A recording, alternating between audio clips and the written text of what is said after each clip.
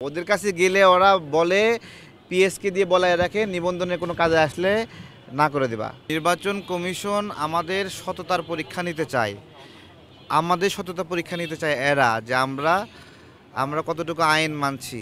তারা আইন মানে রোহিঙ্গাদেরকে এনআইডি কার্ড দিছে কেন কেন দিছে? হারিস আনিসকে এনআইডি কার্ড বদলায় দিছে কে? এরা দিছে। 18 সালের নির্বাচন কে আয়োজন করছে? এরা করছে। 24 সালের নির্বাচন কে আয়োজন করছে? কে আয়োজন? 2 দিন আগেও একটা দলকে নিবন্ধন দিছে, 10 জন কর্মী নাই। আমাদের পরীক্ষা নিচ্ছে এরা, এটাই আর কি বিষয়। আমরা এখানে অনশনে বসছি, আমাদের কষ্ট দিচ্ছে।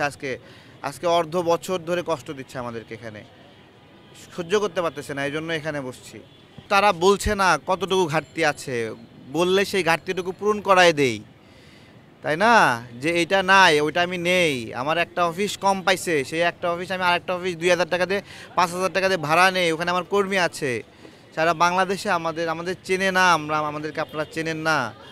আমরা কি নতুন করে এখানে রাজনীতি করছি?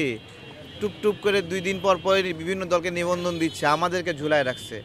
ডক্টর ইউনূস স্যারকে দুটো বকা দিছি, এই আসিফ নাইদের বকা দিছি, সহ্য হয় না, এখানে আটকায় দিছে হয়তো বা আমাদেরকে, আমরা জানি না কি কারণে। কথা এখনই তো বলতে পারছি না কি কি ঘাটতি।